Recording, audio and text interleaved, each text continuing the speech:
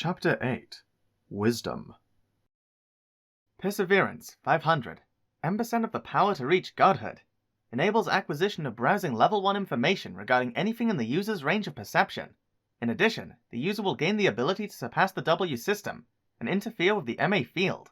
Ruler of Wisdom. Acquires skills. Height of Occultism. Celestial Power. Acquisition conditions. Obtain Wisdom skill. Effect. Increases MP, Magic and Resistance stats. Plus correlation to Magic skill proficiencies. Grants ruling class privileges. Description. A title granted to one who has conquered wisdom. Height of Occultism. Increases support for controlling magic power within the system, as well as maximizing all rune-related stats. Also, maxes out MP recovery speed while minimizing MP consumption. Celestial Power. Adds a plus 1000 correction to MP, Magic and Resistance stats. Also, growth of these stats at each level increases by 100. Not long ago, I would have thought that these were crazy good. Well, to be honest, I still think that. But it doesn't feel like something to celebrate. Enough already. I don't want to think about it. What's the point of getting hung up on it anyway? Even if these administrators or whatever do exist, what am I supposed to do about it? I'm just a spider. What can one spider do against a bunch of godlike freaks? Nothing, of course. So why shouldn't I just keep living my life as I please? Stalkers? Peeping Toms? Do your worst. I don't care if you're an administrator or a god or what. Go ahead and watch. I'll show you a life you won't soon forget. I'll shine like a comet until I burn into nothing. Feast your eyes on my glorious life. Information brain. What is it, body brain? We're on fire. I know, I'm totally fired up right now. No, I mean we're physically on fire. Huh? The thread. What? You were spacing out, so we forgot to cut it off, and now we're on fire. What's wrong with you? Don't just report to me about it, put it out. Proficiency has reached the required level. Skill. Fire resistance level 3 has become Fire resistance level 4. Hot. Synthesize some poison, hurry. Alright, weak poison coming up. Now I feel numb. Oh no, I forgot weak poison still has paralysis attached. Seriously, what's wrong with you? Proficiency has reached the required level. Skill. Paralysis resistance level 4 has become Paralysis resistance level 5. So hot, so numb. I've become so numb. I can't a HP. No more jokes, we're gonna die. Oh, our HP reached 0. What? Activate Perseverance. As long as we have MP to sacrifice, we'll be revived with 1 HP. Oh, but if we don't put the fire out, it's gonna run out again. Are we still paralyzed? Almost. There, it wore off. Okay, this time I'm synthesizing weak poison sans paralysis, and we'll set it to the max amount while we're at it. Whoa, that's a huge glob of poison. Ouch, it crushed us. Our HP's down again. But at least it put the fire out. Oh, you're right. Well, now we know Perseverance works, so I guess it worked out alright? How is any of this remotely alright? Look, just don't worry about it. I mean, what kind of first KO is this? Don't worry about it. Right. Our MP's down to about half now. If we didn't have wisdom, that would have meant death. Good thing we got wisdom then. But it was because of wisdom that this happened in the first place. Don't worry about it. Skills really are handy, aren't they? They sure are. I don't know why someone would make skills and distribute them. But I guess since they're here, we might as well use them, right? Guess so. Yeah, let's go with that. So wisdom functions sort of like a somewhat powered up combination of appraisal and detection. I might as well just start calling it Professor Wisdom at this point. For one thing, it's added details to status appraisal results for powered up items. If I double appraisal these details, I can access even more information about them. It's wonderful. Attack and defense, for instance, give detailed numerical values for each part of the body. Thanks to that, I learned that my scythes are the strongest attack area on my body, and my defense is pretty much even throughout. The defense power of the main trunk of my body is a little low, but since I specialize in evasion anyway, I just have to make sure I don't mess up and get hit there. My speed is also broken down into reflex speed, instantaneous speed, persistent speed, and so on. They're mostly around consistent, but instantaneous speed is a little higher than the others. And then there's magic. Where do I even begin? There are a lot of different entries. Magic attack power, rune speed, rune stability, rune strength, and so on. But every one of them aside from attack power is maxed out. 99,999 apparently. That's not average at all. I suppose this must be thanks to the Height of Occultism skill. It did say something about maximizing rune stats, so this must be what it meant. So, This must mean that I can use magic now, right? Wahaha! Finally! Finally, I'll get to use magic! Oh man, I'm so hyped for this! But first, I'd better finish going over the results of Professor Wisdom's assessment. No need to get ahead of myself. Last but definitely not least, Resistance contained the most important revelation of all. It shows all of my attribute resistance stats. Now I know what my weaknesses are. My biggest weakness, of course, is fire. Even with the fire resistance skill, it's still the lowest number. Oh, by the way, turns out that having a resistance skill raises your resistance stat for the corresponding attribute. Aside from fire, I'm also pretty weak to water, ice, and light. Ice especially is almost as low as fire. I doubt I'm going to run into any ice attacks while I'm in the middle stratum, but it's still good info to tuck away in the back of my mind. My highest resistance, on the other hand, is heresy. I do have heresy nullification after all. My heresy resistance stat is 99,999. The next highest is my poison resistance, and surprisingly, the one after that is dark. So now I know my strengths and weaknesses as far as my resistance goes. But you know, I think this may actually apply to my attack capabilities too. For instance, if I use fire magic when it's my weakest attribute, the effect probably wouldn't be very strong. On the other hand, the high ones like heresy and dark would probably be very powerful. I mean, this is still just speculation, but I'm pretty sure I'm onto something. Moving on, I can see more details about my skills now too. Specifically, I can see the proficiency values of all my skills. It shows how much proficiency I need to get to the next level too, which will help me level up skills even more efficiently from now on. I can even see the proficiency amounts for skills I haven't acquired yet. Guess what? Now I can look at the skill list even if I don't have any skill points. That really caught me by surprise. And all the skills are unlocked too. I could definitely waste a whole day just looking at this list. For one thing, there are some skills that require such a stupidly high amount of points that there's no way I'm ever going to get them.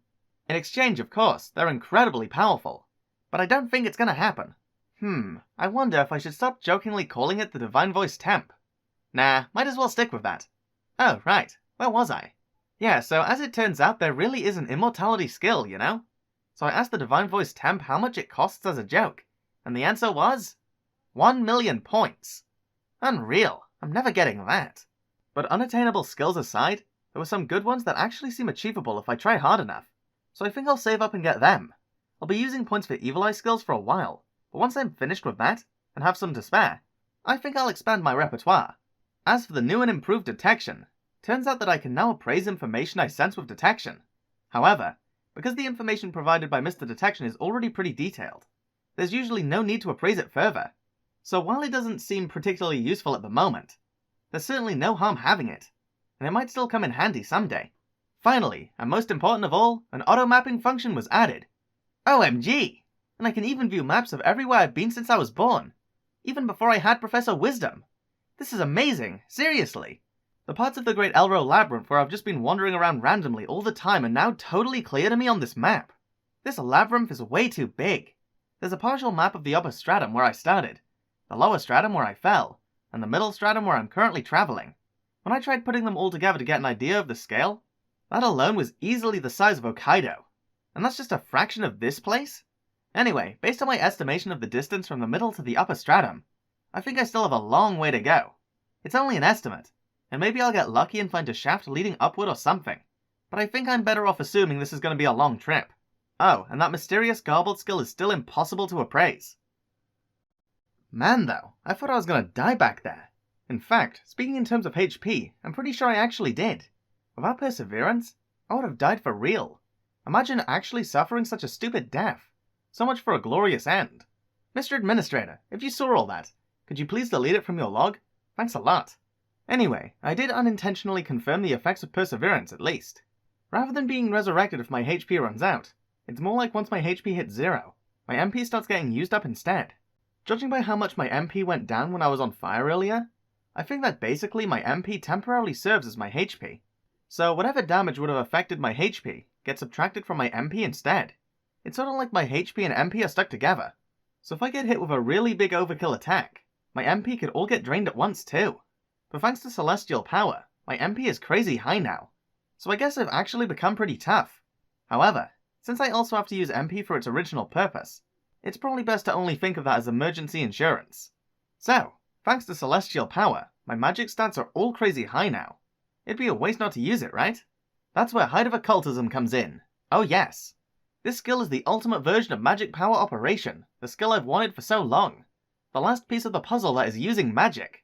Wonderful! On top of that, it's a package deal that includes all kinds of convenient MP-related skills. What a bargain! If you act now, thanks to our friend Professor Wisdom, you can even get it absolutely free. How can that be? Don't worry, we've already put it in your cart and purchased it for you. Congratulations to me! So yeah, Height of Occultism. This skill is seriously crazy. It's like I got maxed out versions of Magic Power Operation, MP Recovery Speed, and MP Reduced Consumption all at once. My MP, which was down to half after I effectively died a little while ago, is already fully recovered. It recovers at a rate of 2 or 3 points per second, so it only took about 10 minutes. Can you believe that? It's like an all-you-can-use MP buffet. And since I have MP lessened consumption, it should go down way more slowly when it's not being used for perseverance. As long as I don't mess anything up majorly, I can pretty much use it as often as I want. Like, I can keep Evil Eye activated all the time, and it recovers so fast. It's like it doesn't use any MP at all. That being the case, I might as well leave it on non-stop. So, now that the stage is set, I definitely want to use magic for real. But I still don't know how. At least, I didn't until now. Yes, I finally learned how to use magic! Once again, this discovery was made possible by Professor Wisdom, which came with a new search feature. It's no spoogle, mind you, but if you look up a word related to the skill system, it'll display an explanation. Yes, I finally have a user manual, kinda. Better late than never, right? And so I searched how to use magic. According to the search, there are several steps you have to complete in order to use magic. First, you have to recognize magic power. This corresponds to the so-called magic power perception skill. If you can't sense the existence of magic power, you can't use it as fuel to activate any magic spells. So it's a major building block in the whole process. Thanks to Professor Wisdom, I've got magic power perception on lock. Next, you have to manipulate that magic power. You picture the magic power inside as a dense liquid. Then you will that liquid to move as you desire. In essence, this is magic power operation. It's even better if you can move it quickly or in complicated patterns. Usually you'll go through lots of training and gradually learn how to manage it. But thanks to Height of Occultism, I can manipulate mine however I want. Then comes constructing the rune.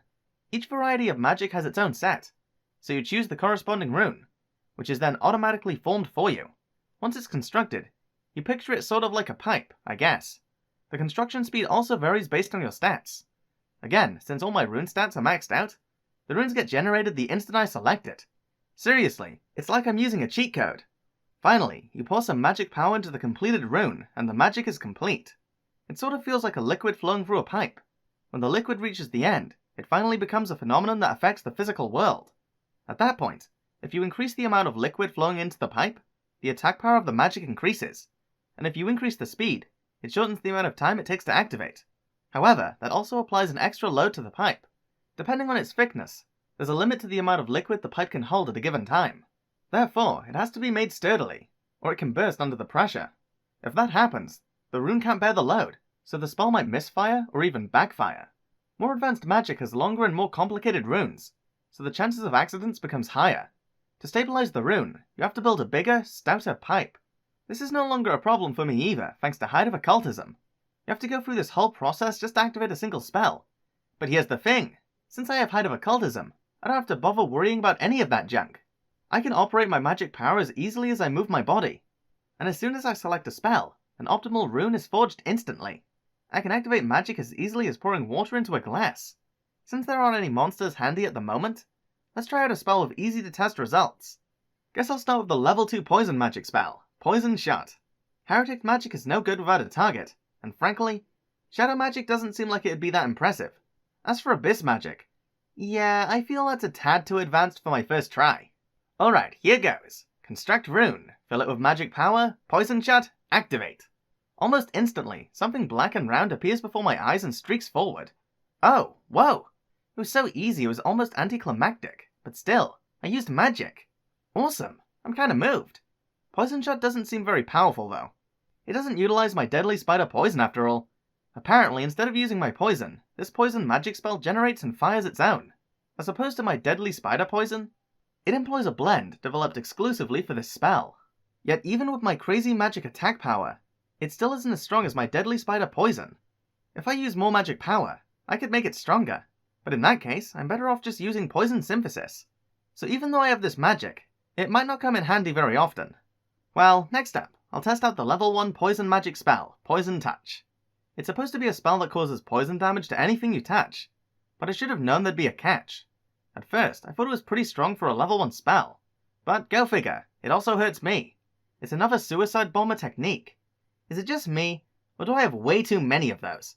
It might be handy for deliberately raising my own resistance, but otherwise, I'm not going to use it. Oh, but what if I combine it with the level 3 spell, Poison Resist? Poison Resist is a spell that temporarily increases your poison resistance, so if I use them both at once, I might be able to use Poison Touch. Still, since I have Poison Synthesis, there's no real reason to do that. Why would I go out of my way to activate this sad, weak, self-destructive power? Since it's so ineffective, it wouldn't even help much with proficiency. I can probably still find a use for Poison Shot, but Poison Touch seems totally worthless. Next, I'll try out Shadow Magic. It's, well, yeah, pretty unimpressive. I could probably make some great shadow puppets now, but that's about it.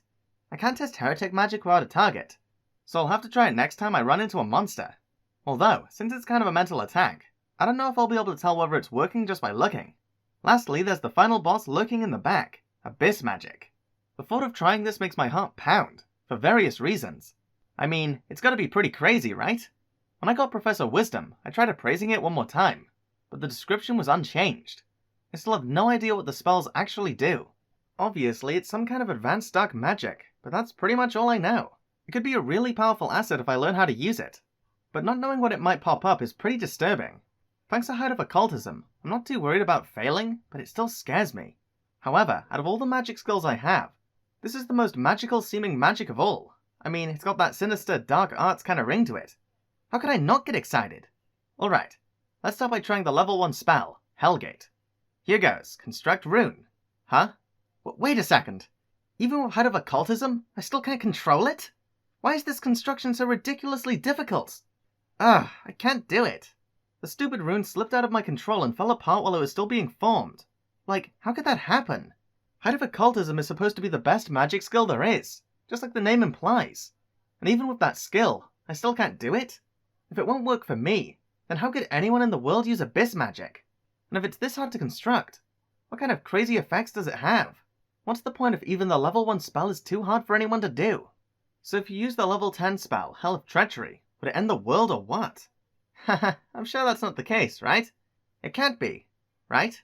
Well, if this level 1 spell is this hard, I guess I'd never be able to use the higher ones anyway. No, wait. I can't give up so easily. Sure, it was hard, but I only just started using magic. I'm still a beginner. Other magic users probably work really hard, practicing and raising their skill levels and stuff, but I skipped all of that by getting these cheat skills. In other words, I'm not used to it yet. That's why I can use simple magic thanks to my skills, but I'm too inexperienced to use the really advanced stuff yet. I bet that's all it is. In which case, the answer is simple. Practice makes perfect. So hey, Body Brain. Hey, Information Brain. I know what you're getting at, but... Oh, good, you already know? Mm-hmm. What are we gonna do about information if you do that, though? I don't know. Can't you pick up my slack a little? In theory, sure, but if I'm doing twice the work, I probably won't be as efficient. Proficiency has reached the required level. Skill, Parallel Minds Level 1, has become Parallel Minds Level 2. Wow, perfect timing. Hello, me number 3. Hello, don't worry, I heard everything. Now that I'm here, it'll be fine. Great, alright, number 3. You're gonna be Magic Brain. Okay, I'm on it. So, with Parallel Minds leveled up, I can have 3 different minds going at once. The Body Brain and Information Brain will stay the same, and the new Magic Brain will practice magic, focusing on Abyss Magic as we go. Thanks to the Ruler of Wisdom title, my magic proficiency should improve easily, meaning that if I level up Poison Magic and Shadow Magic too, they should be useful eventually. On top of that, if we're in battle, the Magic Brain can independently assist with magic. Poison Shot doesn't have much going for it on its own, but if used in cooperation with the Body Brain, its utility value would skyrocket big time.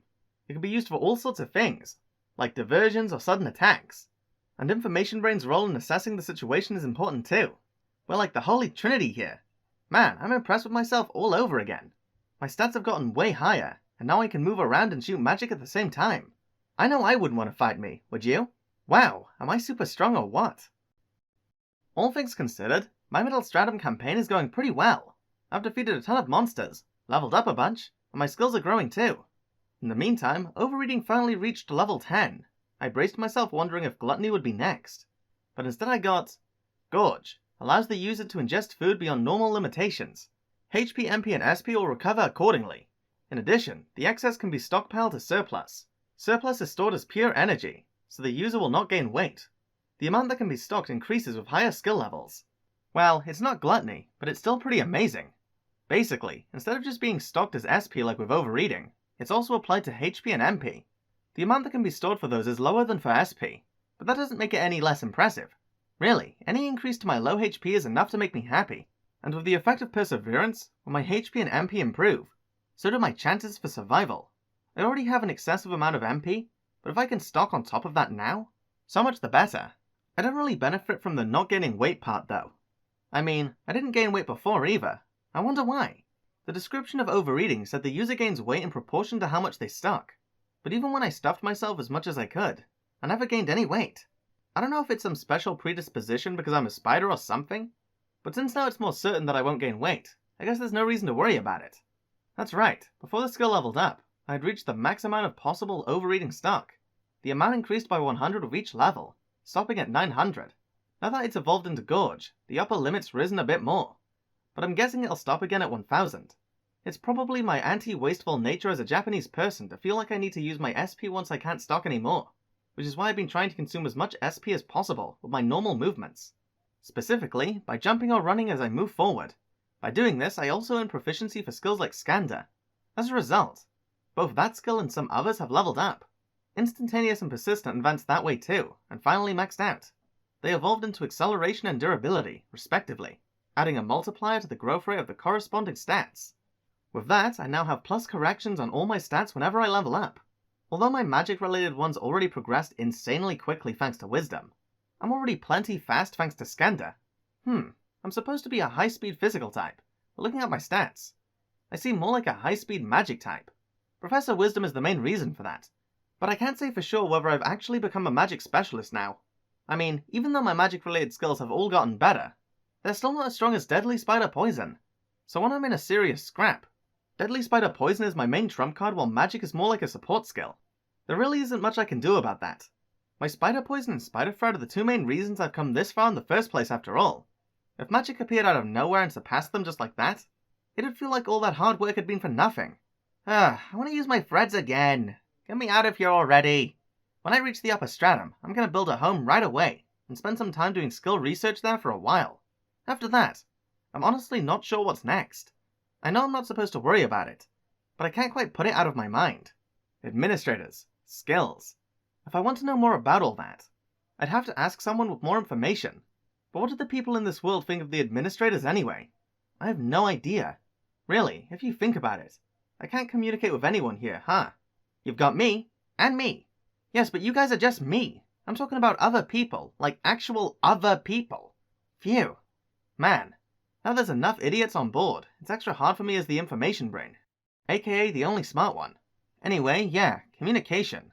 I didn't do a lot of communicating in my past life either, but I was able to get data just fine thanks to the internet. But not anymore, I have Professor Wisdom, but I can only really look up information about skills. Besides, even if I could check it, I wouldn't be able to get to the bottom of things. Any information that might be connected to the administrators can't be appraised. Really, from a global perspective, I'm just some homebody who's never once been outside. I've been in the Great Elro Labyrinth all my life. Can you blame me for not knowing anything about the state of the world, when I've been trapped inside without any input? If I want to know more about the administrators, I need to get out of this labyrinth and interact with the various people who live in this world. But I'm a monster, and I can't talk. How am I supposed to carry on a normal conversation? Well, I can't do anything about being a monster, but maybe I can find a way to talk after all. One option is to gain the telepathy skill. The other is to evolve into a certain monster. See, there's another tool Professor Wisdom gave me, an evolution tree. Studying it, I can see a glimpse at what kind of monsters I can evolve into in the future. Whenever I evolved up until now, I just picked mostly by gut, but apparently I had the right idea. Looking at my evolution tree now, I can see that I've been choosing poison types and relatively rare species, including my current species, Zoa LA. But that's not the point right now. The real matter at hand is the intel I found about a certain monster that appears further down the line of my evolutionary tree. Arachne, a monster with the lower body of a spider and the upper body of a human. As a concept, it's pretty well known even back in Japan. If I want to evolve into that form, it'll be a bit of a long haul, but I can do it. And if I have a human upper body, I'll probably be able to talk. The problem is, I'll still be a monster, so I don't know if humans will be willing to talk to me. Either way though, being able to have a human body, even just half of one, would be huge. Sure, I've gotten used to my spider body and all, but what kind of healthy former human girl would want to spend the rest of her life this way? You wouldn't, would you? If I have the opportunity to become even partially human, of course I'm gonna go for it. But there's no point dwelling on that now. It'll be a long time before I have to decide whether to go that route. I have to get out of the middle stratum before I even consider leaving the labyrinth in the first place. I'll worry about the rest later.